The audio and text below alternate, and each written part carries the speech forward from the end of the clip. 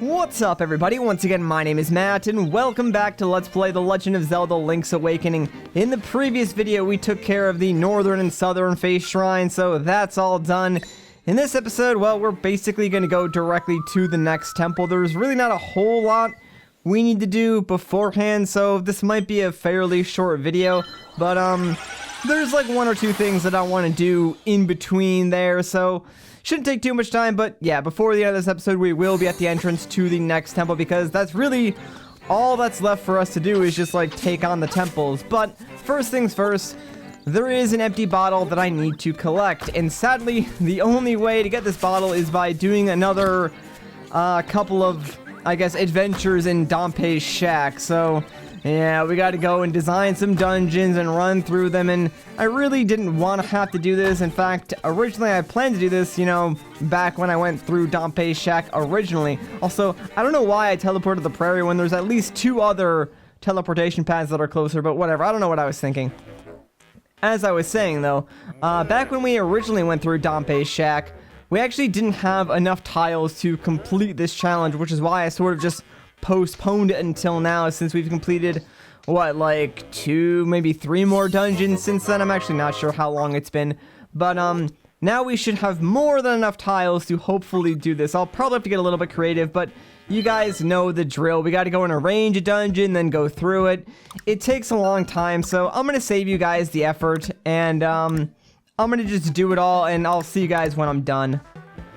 Alright, so there we go. We are finally done, and yeah, we got more chamber pieces. Hooray! But more importantly, we got the final empty bottle. Hooray!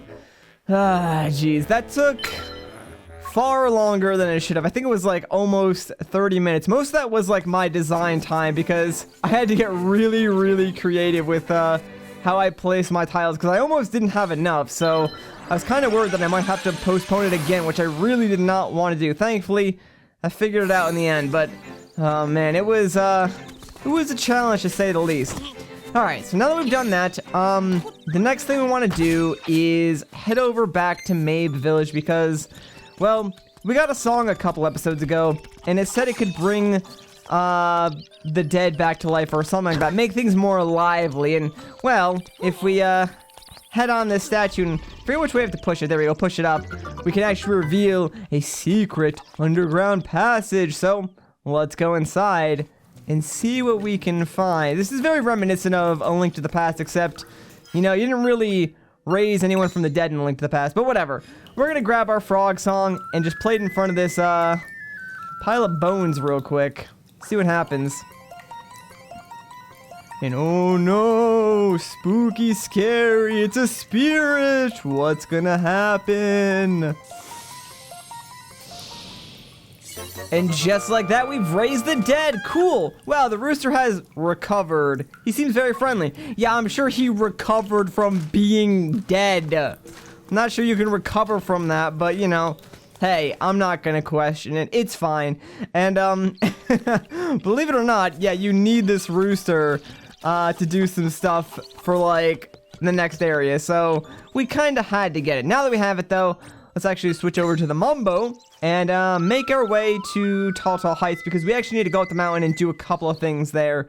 For one, we actually do need to find a key to the entrance of the next dungeon, and for two, there is an upgrade that I probably could have got a lot sooner on. I'm not sure why I didn't get this when I was going around collecting heart pieces and stuff like that, because it definitely was available. I must have just like slipped my mind, or I forgot about it, or thought I already picked it up or something. But yeah, I was going through like my notes of what I had and hadn't done, and that was on there, so we're gonna go and grab it. I guess now's a good time to mention that yeah, the rooster kind of lets you fly indefinitely. It's pretty fun and a little bit faster than walking. Ooh, looks like we need to talk to our owl friend very quickly. What do you have to say? Hoot hoot, your path is not easy, but you are almost there. Go east, the windfish is getting restless. Well, owl friend, before we go east, we actually do need to go west, because that's where that upgrade is. So yeah, we're gonna go through Tal Tal Mountain again. I actually think this might be the first time I'm showing this area off in its entirety. No, you know, I'm pretty sure I've actually gone through here before to do a couple of other things, but Whatever. It's been a while since we've been through here is what I'm saying. So, I mean, getting through here should be a lot faster now just because we have so many more things. And, like, since we have the bird, we can just, like, fly over any gaps or whatever. It is kind of weird that they make you take the bird or you need the bird considering now we do have the hook shot. And the bird and the hook shot are very similar in a way. The bird lets you do a couple of unique things like not needing a rock or something to actually target onto. So I guess it is convenient in that regard, but really it serves kind of the same purpose. Anyways, now that we're on the top of the mountain, as I said, we need to make our way west because that's where that upgrade is. So we're pretty much going to ignore everything up here and just run all the way to the east. I guess while we do have our bird buddy, we conveniently don't need to take out our hook shot if we want to cross over any of these gaps. So that's pretty nice. Saves us a little bit of time going through menus, I guess, but that's really about it. There's a couple of like cool glitches that you can actually do with this bird. I'm not sure how to do any of them. I've just seen them done. But yeah, this bird basically lets you just walk out of bounds in this game and like go anywhere, which is kind of cool. But we're not going to be doing any of that just because I don't know how to. And hey, a guardian acorn. Man, it's been a while since I've seen one of those. I mean, we really don't need it since we're kind of invincible right now. Like, we have plenty of hearts, and also if we die, we're going to come back to life anyway, so not really too concerned with taking damage. I mean, all things considered, the reason why I actually kept the attack tunic or the red tunic is just because there's really nothing in this game that does a ton of damage or is really going to threaten you in any sort of way. Like, once you get to your second row of hearts, you're pretty much secure in this game. There's really no major threat to you. It's one of the easier Zelda games if I, you know, had to rank it in terms of difficulty. Anyways, here we are, so let's grab our magic powder, you know, sprinkle it on this altar and see what happens. We've done this before, so we kind of already know. Hey kid, you woke me up from a fine nap. Thanks a lot, but now I'll get my revenge. Are you ready? Fine, I'll let you have more arrows. Heh.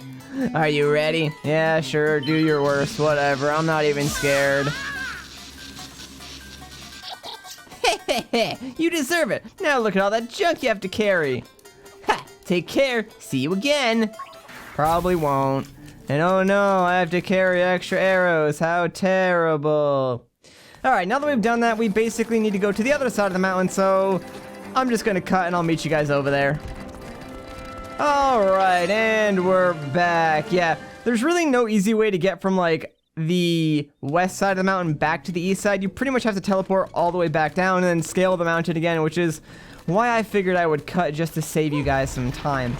Anyways, this is a cave that you want to come into because if we push these boulders in a very specific direction, we can use our chicken or our hookshot to get over to this side of the tunnel. And this is actually why we needed the chicken, to get across this gap, because doing so will reveal the location of the key that we need to enter the next dungeon. So, ta-da! There we go. We got the bird key.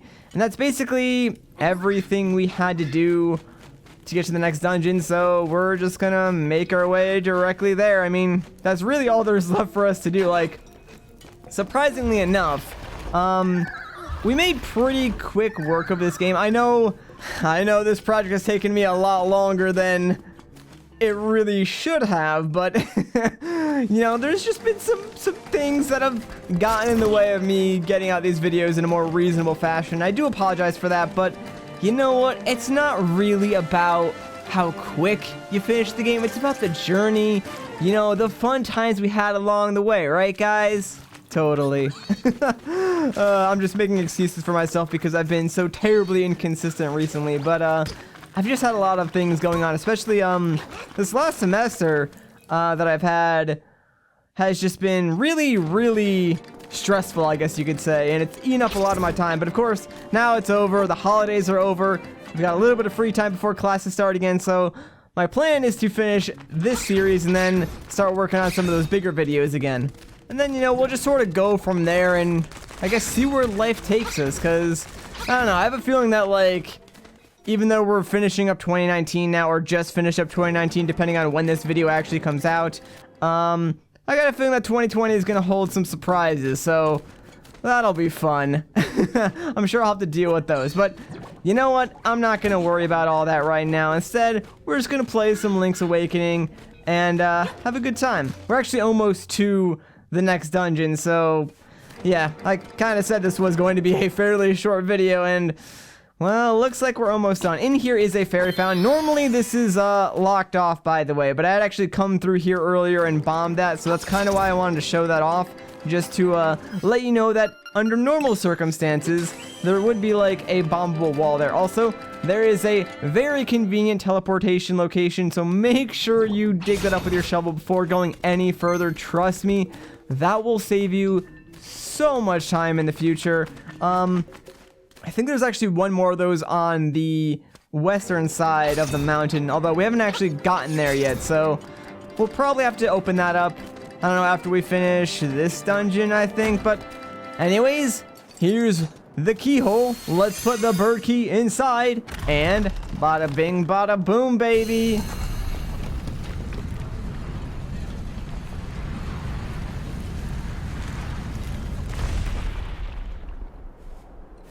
There it is, the entrance to the next dungeon, which of course we'll take on in the next video. So if you guys enjoyed this part, a like rating would be greatly appreciated. If you want to see more, consider subscribing. But once again, guys, my name is Matt.